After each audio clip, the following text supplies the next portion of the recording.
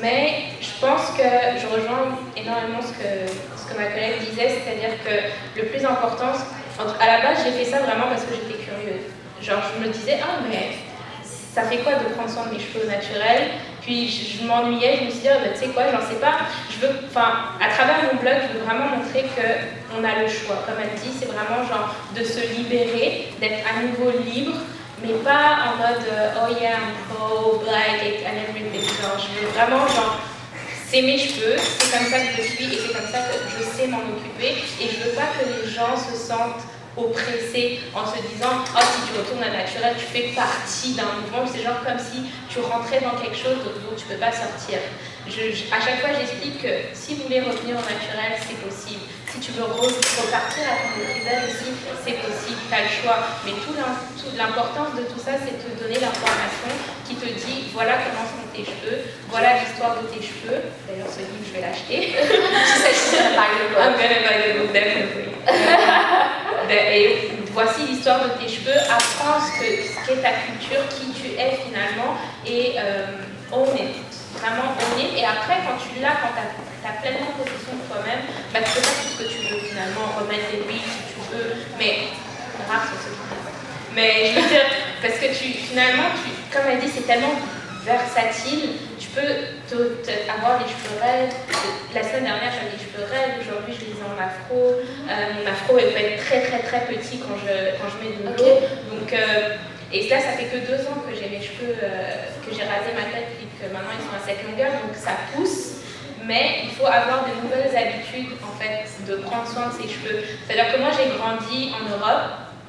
Et à la télé, ce que je voyais, c'était des filles qui avaient ses cheveux comme ça, sous la douche. Tu fais ça là, tu meurs.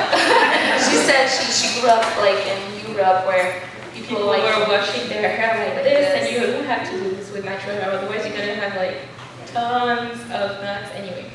Donc voilà, c'est tout un apprentissage qu'il faut avoir, et toute l'information qu'il faut. Maintenant, avec Internet, vous ne pouvez pas dire ouais mais je savais pas. Parce que finalement, quand vous mettez du défrisage sur vos cheveux, vous savez que vous mettez de la soude. La soude, c'est ce que les gens utilisent dans le bâtiment pour faire les murs. Donc vous mettez ça sur vos cheveux, puis il ne faut pas s'arrêter. Donc c'est tout un... Et puis, je ne sais pas si elle en parle dans le livre, mais moi, quand j'ai commencé à faire mes recherches sur le cheveu naturel, je me suis dit, mais comment ils défrisaient leurs cheveux avant? Ils n'avaient pas genre Carol's Daughter ou Canelia ou genre tous les olive oil et tout. Comment ils faisaient? Et en fait, c'était...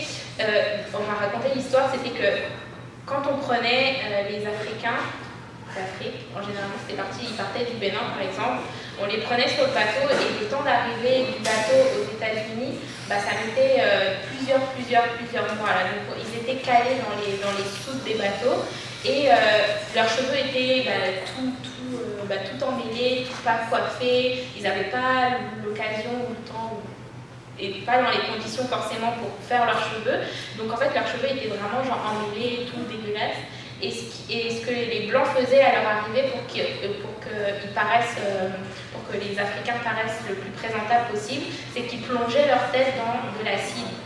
Et en plongeant la tête dans l'acide, ça faisait genre comme... ils se sont rendus compte de ça. Quand tu plonges tes cheveux dans l'acide, ça les rend genre... Ça les crame, mais ça les rend genre comme lisses. Donc du coup, c'est comme ça que l'histoire du défrisage a commencé. Ils se sont dit, ok, ça marche avec l'acide, on va créer ça avec la soude, puis de fil en aiguille, on en est là aujourd'hui. Mais ce qu'il faut savoir, c'est qu'au-delà de l'aspect politique, de ce que représente le cheveu noir aujourd'hui, il y a aussi l'aspect santé. C'est-à-dire que, je ne sais pas si vous connaissez l'histoire de Samson et Dalila. Non? Moi, je la connais. Tu la connais? C'est une histoire biblique un peu qui explique en fait que Samson, il trouvait toute la force dans ses cheveux. Il ne coupait jamais ses cheveux parce que vraiment Dieu lui avait donné la force à travers ses cheveux. Et personne ne comprenait pourquoi est-ce qu'il avait cette force incroyable. Et Dalila, en fait, c'était la femme qu'il avait choisie. Et elle l'a trahi, elle a coupé ses cheveux. Et c'est là où finalement, c'est juste une métaphore pour dire que les cheveux, comme elle disait tout à l'heure, c'est quelque chose qui est très très très utilisé en Afrique pour tout ce qui est vaudou, je vais dire le nom, le vaudou. On a vraiment cette culture du cheveu, en prendre soin. C'est aussi un lien qu'on a avec notre mère, qu'on a avec nos cousines, nos sœurs, et on met vraiment des produits naturels dessus, le beurre de karité, le beurre de menthe, l'huile de baobab, tous les produits vraiment naturels. Donc, et ça pénètre à l'intérieur du corps, que l'on le veuille ou non, le cuir chevelu, ça a vraiment une épaisseur vraiment fine, et tout ce que tu mets sur ta tête pénètre à l'intérieur de ton corps et puis rentre dans ton sang. Donc quand tu mets de la soude, à long terme, ça a été prouvé que ça peut développer des cancers, et on ne sait pas vraiment pourquoi. C'est pour ça que j'ai lu récemment aussi une recherche qui avait été faite sur les produits que tu mettais au bébé Johnson & Johnson, pour ne pas citer leur nom. Mais c'est tout ce que tu mets en fait sur ta peau rentre dans ton sang, et à long terme, tu te rends compte que ah ouais, mais j'ai développé un cancer au sein. Pourquoi? Tu sais pas pourquoi, mais c'est une accumulation de plein de produits toxiques que finalement tu continues à mettre sur ta peau, sur tes cheveux, que tu bois, que tu manges, etc., qui finalement te développent ce genre de symptômes-là. Donc au-delà du simple fait que ça soit quelque chose qui soit quelque chose de politique, moi personnellement ça m'a ouvert les yeux sur ma santé. C'est quelque chose que j'ai pas envie c'est quelque chose sur lequel j'ai envie de capitaliser, parce que bon, j'ai une vingtaine d'années maintenant, mais je veux encore être en bonne santé dans 50 ans, et c'est pas parce que je veux mettre du défrisage sur ma tête pour ressembler à des dictats que la société nous a dit oh, tu dois être belle comme ça, ou parce que tu ne peux pas aller au travail coiffée comme ça, que je vais mettre ma santé en péril en fait. Donc c'est un peu pour ça que j'ai commencé, donc vraiment pour transmettre de l'information et pour dire à toutes celles qui ont envie de le faire que c'est possible. Ne vous prenez pas la tête plus que ça, ce sont des cheveux. Oui, aujourd'hui ça définit toute ma personnalité.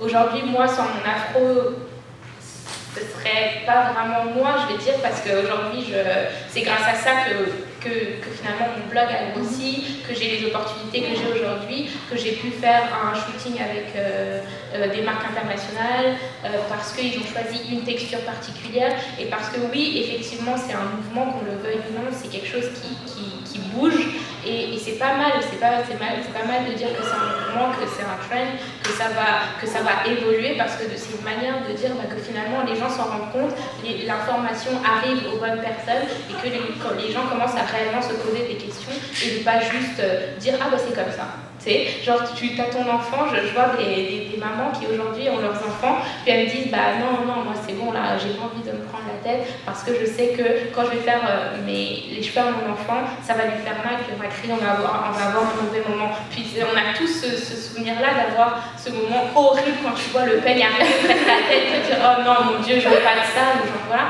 Mais c'est parce qu'on n'avait pas l'information, on n'avait pas les bons produits, on n'avait pas les bonnes techniques. Et honnêtement, pour vous dire, ça fait 2 ans que je prends soin de mes cheveux et je me prends vraiment pas la tête là pour démêler. Il faut juste y penser avant, puis prendre les habitudes, faire rentrer les habitudes dans ses habitudes de vie. Et c'est pas plus compliqué qu'autre chose, et ça coûte moins cher. Voilà. C'est vrai que ça va coûter moins cher.